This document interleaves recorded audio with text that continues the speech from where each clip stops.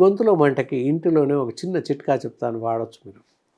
మజ్జిగ ఉంటుంది కదా, ఒక అరకప్పు మజ్జిగ తీసుకోండి. చిలికిన మజ్జిగ, పాలలాగా పల్సగా ఉండాలి. అరకప్పు మజ్జిగ తీసుకొని ఒక పావు స్పూన్ బ్లాక్ పెప్పర్ పౌడర్ అందులో వేసి కలిపి తాగేసేయండి. వెంటనే వితిన్ మినిట్స్ 2 నిమిషాలు 3 నిమిషాల్లో కడుపులో మంట, గొంతులో మంట తగ్గిపోతుంది తప్పనిసరిగా.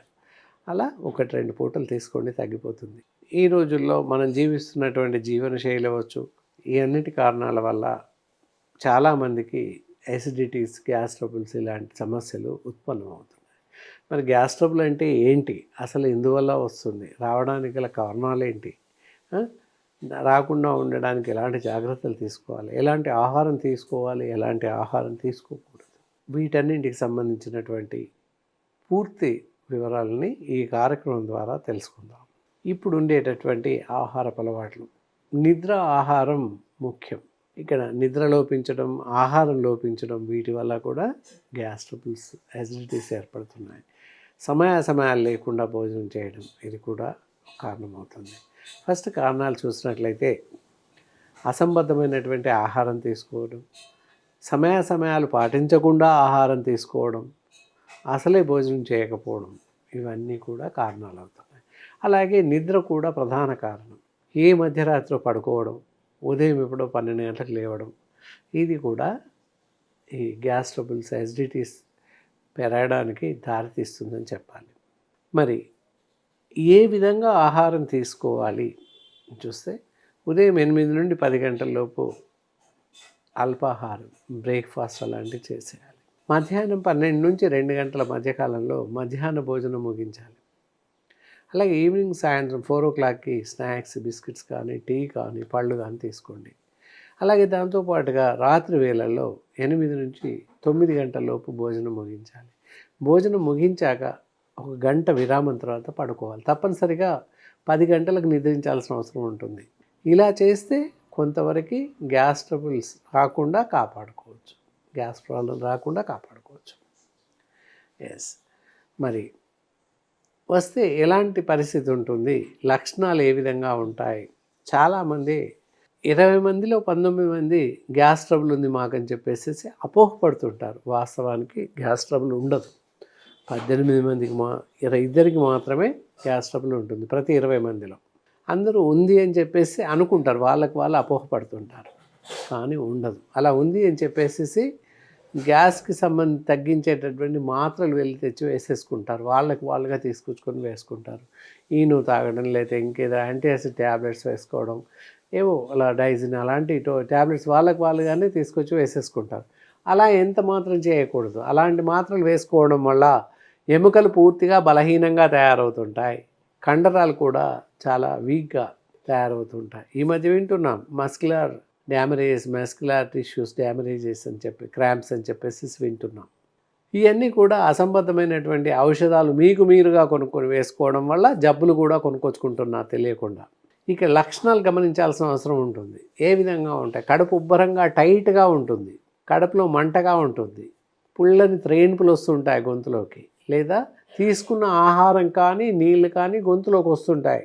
భోజనం చేసే గంటన్నరకు తర్వాత వచ్చే అవకాశాలు ఉంటాయి. ఇలాంటి లక్షణాలు ఏవైనా ఉంటే గ్యాస్ ట్రబుల్ అని, యాసిడిటీ అని అనుకోవాలి తప్పితే ఇతరత్ర ఏ కారణాలు లేవు. ఈ పైన చెప్పిన లక్షణాలు కనిపిస్తేనే గ్యాస్ ట్రబుల్ ఉందని నిర్ధారించుకోవాల్సిన అవసరం ఉంటుంది. కానీ అందరూ అపాన వాయువులు, కింది నుండి యానస్ ద్వారా వాయువులు వెళ్ళిపోతూ ఉంటాయి, వెళ్ళిపోవాలి తప్పకుండా. అలా వెళ్ళిపోయే వాటిని నాకు గ్యాస్ ఉందని చెప్పేసి అనుకోవడం సంభవిస్తుంది.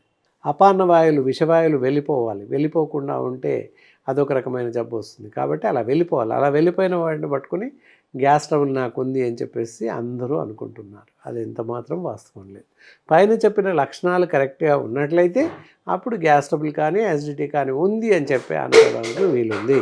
మరి అలాంటి పరిస్థితి ఎదురైనప్పుడు పుల్లని త్రేణుపులు కానీ, కడుపు టైట్గా ఉండడం, కడుపులో మంటగా ఉండడం, ఇలాంటివి సంభవించినట్లయితే తప్పనిసరిగా మాలాంటి డాక్టర్స్ని, వైద్యుల్ని సంప్రదించాల్సిన అవసరం ఉంటుంది. మరి ఆహారం, విపరీతమైన ఆహారం తీసుకోవడం, ఉదయం 8 గంటలకి 9ంటికి బ్రేక్ఫాస్ట్ చేయడం, గంట పోయాక మళ్ళీ తినడం, ప్రతి నిమిషం తింటూనే వెళ్తుంటారు కొంతమంది. అలా తినడం కూడా అసంబద్ధమైన చర్య. దానివల్ల కూడా ఇండైజెషన్ స్టార్ట్ అవుతుంది, అజీర్ణ ప్రక్రియ మొదలై దానివల్ల గ్యాస్ ట్రబుల్స్, ఇండైజేషన్స్ మొదలయ్యే అవకాశం ఉంది. అలా తినకూడదు. అలా అని పూర్తిగా భోజనం మానేయకూడదు. ఎలాగో తింటున్నామని చెప్పేసి 12 గంటలకు టిఫిన్ తినేసి 2 గంటలకు భోజనం చేయడం, లేదా 4 గంటలకు స్నాక్స్ తీసుకోవడం, రాత్రి 12 గంటల తర్వాత భోజనం చేయడం, ఇదంతా సరైనటువంటి చర్య కాదు. అసంబద్ధమైనటువంటి సమయాలు అని చెప్పేసి అంటుంటాం. తర్వాత ఎలాంటి ఆహారం తీసుకోకూడదు. ఇక్కడ చాలా ముఖ్యమైన విషయం. వేపుళ్ళు, fried items, fried rice, fry items ఏవైతే ఉంటాయో డీప్ ఫ్రై చేసినటువంటి ఆహార పదార్థాలు పూర్తిగా మానేయాల్సిన అవసరం ఉంటుంది. నాన్ వెజిటేరియన్లో వచ్చి మటన్, ఎండు చేపలు, రొయ్యలు ఇలాంటివి పూర్తిగా మానేయాల్సిన అవసరం ఉంటుంది. ఇకపోతే శీతల పానీయాలు, కూల్ డ్రింక్స్ పూర్తిగా మానేయాల్సిన అవసరం ఉంటుంది. దాంతోపాటుగా కేక్స్, పిజ్జాస్, బర్గర్స్, ఈ బేకరీ ఐటమ్స్ అన్నీ మానేయాలి. అలాగే బయట ఆహారం ఏదైనా కూడా ఫాస్ట్ ఫుడ్ సెంటర్లో లభించేది అవనండి, ఆన్లైన్లో ఈ రోజుల్లో అందరికీ షోక్ అయిపోయింది. బ్రేక్ఫాస్ట్ నుంచి నైట్ డిన్నర్ వరకు ప్యాకేజ్ ఫుడ్ తెప్పించుకొని తినడం అలవాటైంది. Package food should not eat అంటే ప్యాక్ చేయబడినటువంటి ఆహారాన్ని అసలే తినకూడదు. సో మచ్ ప్రిజర్వేటివ్స్ కలిపి ఉంటాయి. సో దానివల్ల చాలా రకాల విష పదార్థాలు, విష తుల్యమైనటువంటి పదార్థాలు రసాయనిక చర్య చెంది అందులో ఉత్పన్నమయ్యే అవకాశం ఉంది. వాళ్ళు తయారు చేసినప్పుడు బాగానే ఉంటుంది, ప్యాక్ అయి ఉంటుంది కనుక ఇన్బిల్ట్ అందులోనే విష పదార్థాలు తయారయ్యే అవకాశం ఉంది. దానివల్ల మనకి భవిష్యత్తు కాలంలో రకరకాల జబ్బులు వచ్చే అవకాశం ఉంది. కనుక ప్యాకేజ్ చేసినటువంటి ఆహారం తినకండి. Packaged water should not drink. Pack చేయబడ్డటువంటి వాటర్ తాగకూడదు. మున్సిపల్ ట్యాప్ వాటర్ మాత్రమే తాగండి. అలాగే లేదా బోర్వెల్ వాటర్ మాత్రమే కాచి వడగట్టి తాగండి. అంతే తప్ప ఆర్ఓ సిస్టమ్ వాటర్ లేదా మినరల్ వాటర్ అలాంటివి తాగమాకండి. ఇవన్నీ కూడా ఇండైజేషన్ పైన ఇతరత్ర విపరీత జబ్బులు రావడానికి కారణాలు ఉన్నాయి. కనుక సమతులంగా ఉంచుకుంటూ మీ ఆరోగ్యాన్ని కాపాడుకోండి. ఇవి కాకుండా మిగతా బ్యాలెన్స్ ఆఫ్ డైట్ తీసుకోవచ్చు. నాన్ వెజిటేరియన్స్ అయితే చికెన్, ఎగ్, ఫిష్ తినండి, ప్రాబ్లం లేదు. అలాగే కొంత కారం, ఉప్పు తగ్గించుకొని వాడండి. సమయానికి భోజనం చేయండి. భోజన వేళలు ఇందాకే చెప్పాం కదా, ఆ విధంగా భోజనం చేయండి, ఆ విధంగా నిద్రించండి. అప్పుడు ఎలాంటి సమస్యలు ఉత్పన్నం అవ్వవు. ఒకవేళ ఇందాక చెప్పినట్టు యాసిడిటీ ప్రాబ్లం ఉంది అని మనం నిర్లక్ష్యం చేస్తూ వెళ్తే ఏంటంటే ఇంటెస్టైనల్ డిజార్డర్ స్టార్ట్ అయ్యి అన్నవాహికలో, జీర్ణాశయంలో పుళ్ళు పడే అవకాశం ఉంది. దాన్నే అల్సర్ అంటాం. డియోడినమ్ అల్సర్, జిజునమ్ అల్సర్ అని చెప్పేసి మన పెద్ద ప్రేవులో, చిన్న ప్రేవులో పుళ్ళు పడే అవకాశం ఉంటుంది. అలా కాకుండా ఉంటే నిర్దిష్టమైన వేళల్లో భోజనం చేయడం ఎంతైనా అవసరం. అలా చేస్తూ ఉంటే ఎలాంటి ప్రమాదం జరగదు. ఈ గొంతులో మంటకి ఇంటిలోనే ఒక చిన్న చిట్కా చెప్తాను, వాడచ్చు మీరు. మజ్జిగ ఉంటుంది కదా, ఒక అరకప్పు మజ్జిగ తీసుకోండి. చిలికిన మజ్జిగ, పాలలాగా పల్సగా ఉండాలి. అరకప్పు మజ్జిగ తీసుకొని ఒక పావు స్పూన్ బ్లాక్ పెప్పర్ పౌడర్ అందులో వేసి కలిపి తాగేసేయండి. వెంటనే వితిన్ మినిట్స్, 2 నిమిషాలు 3 నిమిషాల్లో కడుపులో మంట, గొంతులో మంట తగ్గిపోతుంది తప్పనిసరిగా. అలా 1-2 పూటలు తీసుకోండి, తగ్గిపోతుంది. అప్పటికి తగ్గకుంటే మా లాంటి వైద్యుల్ని సంప్రదించండి.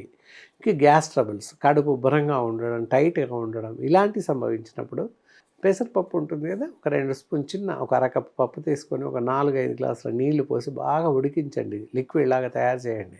ఒక గ్లాస్ పెసర పానీయం అంటాం దీన్ని. అలా పానీయం తీసుకొని ఉదయం సాయంత్రం ఒక గ్లాస్ చొప్పున, షుగర్ పేషెంట్స్ అనేది ఉప్పు వేసుకొని తాగండి. లేదా షుగర్ బీపీ ఉంటే అలాగే వట్టి పెసర పానీయం తాగేసేయండి. అలా తాగినట్లయితే కడుపు ఉబ్బర సమస్య, గ్యాస్ ట్రబుల్స్ తగ్గిపోతాయి. అలా తగ్గలేదు అంటే అర్థం మీకు గ్యాస్ ట్రబుల్ లేదు అని అర్థం, బ్లండర్గా చెప్పొచ్చు. ఓకే, ఈ విధంగా వాడండి. అప్పటికి తగ్గకున్నట్లయితే ఇతరత్ర ప్రమాదం ఏదైనా ఉంటే అప్పుడు మమ్మల్ని సంప్రదించండి. ఆయుర్వేద వైద్య విధానంలో అద్భుతమైనటువంటి ఔషధాలు ఉన్నాయి. దానికి కానీ ఇక్కడ చూడవచ్చు, గ్యాసాన్ ట్యాబ్లెట్స్ కనిపిస్తున్నాయి. ఈ గ్యాసాన్ ట్యాబ్లెట్స్ ఉదయం ఒకటి, సాయంత్రం ఒకటి వేస్తూ వెళ్ళినట్లయితే మీకు ఉన్నటువంటి యాసిడిటీ సమస్యలు, గొంతులో మంట, కడుపులో మంట, కడుపు ఉబ్బరం, అజీర్ణ సమస్యలు అన్నీ కూడా మీకు తగ్గే అవకాశం ఉంటుంది. ఎవరైనా గ్యాస్ ట్రబుల్స్ కానీ, యాసిడిటీ, ఇతరత్ర సమస్యలతో బాధపడుతున్నట్లయితే మమ్మల్ని సంప్రదిస్తారని ఆశిస్తూ మళ్ళీ మరో కార్యక్రమం ద్వారా కలుస్తాను. ఉంటాను. సెలవు. నమస్కారం.